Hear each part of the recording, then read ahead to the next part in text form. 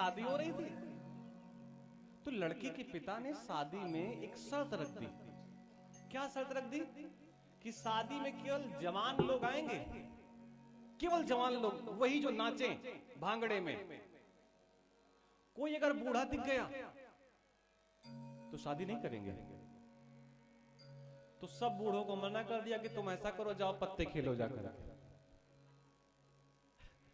तुम लोग यहीं खाओ पियो और कोई बूढ़ा नहीं जाएगा। लेकिन लड़के का नाना, अरे उसने कहा मेरा एक ही बेटी का बेटा है, और अगर मैं शादी में नहीं जाऊंगा और मेरा नाम भी है क्या? ना ना ना ना, मैं तो तुम्हारी बात ही नहीं मानूंगा, मैं तो पहले ही हूं क्या नाना, तो मैं तो चलूंगा। लड़कों ने कहा चलो कोई बात नहीं मान रहा तो इनको लेते चलो।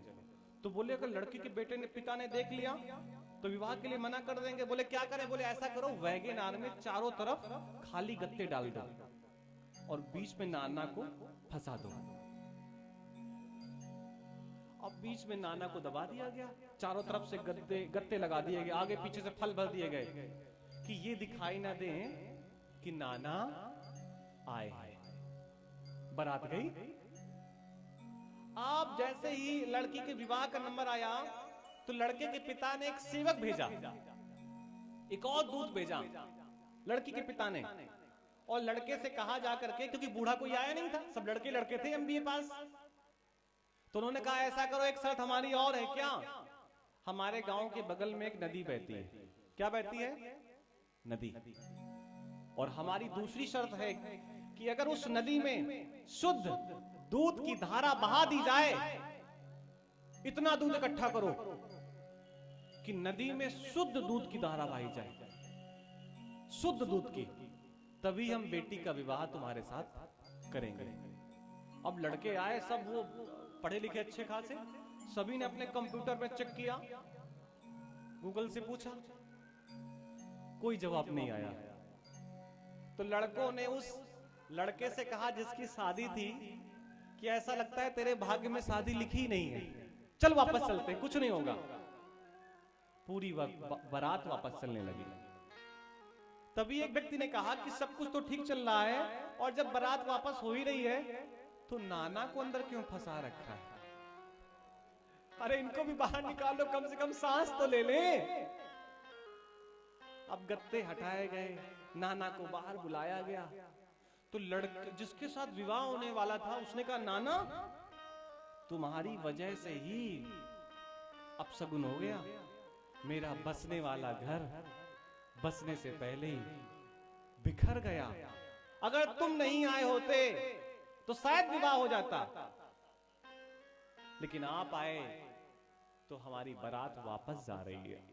नाना ने कहा बात क्या होगी? लड़कों ने कहा शांत रहो, बोलो मत। सब लोग आए हैं बुद्धि विकास केंद्र से। बुद्धि विकास केंद्र जानते हैं ना, जहां पर बुद्धि का विकास हो जाता है। कितने पैसे खर्च करने होते हैं अब हमको तो पता नहीं है। पेट्रोल के दाम बढ़ गए, हो सकता है वहां भी बढ़ गया हो, अब वो जाने तो जाते हैं। बोले सब बुद्धि विकास केंद्र से आए, सब बिल्कुल ऊपर तक डूबे हुए हैं, बोलना नहीं नाना से। तो नाना ने कहा कम से कम ये तो बता दो कि बारात वापस लौटने का कारण क्या है। तो जैसे हमारे पंडित जी सीधे हैं, वैसे वहां भी एक सीधा लड़का था। तो उसने बताया कि नाना लड़के के पिता ने एक शर्त रखी है क्या, कि नदी में शुद्ध दूध बहाने की बात कही है, कि अगर नदी में शुद्ध दूध की नदी बहा दी जाए, दूध बहा दिया जाए, तभी हम अपनी बेटी का विवाह करेंगे। तो नाना ने कहा छोटी छोटी बातों में कोई बारात लौटा करती है क्या? लोगों ने कहा नाना तुम्हारा दिमाग खराब हो गया है, ये छोटी बात, नदी में शुद्ध दूध की धारा संभव ही नहीं है।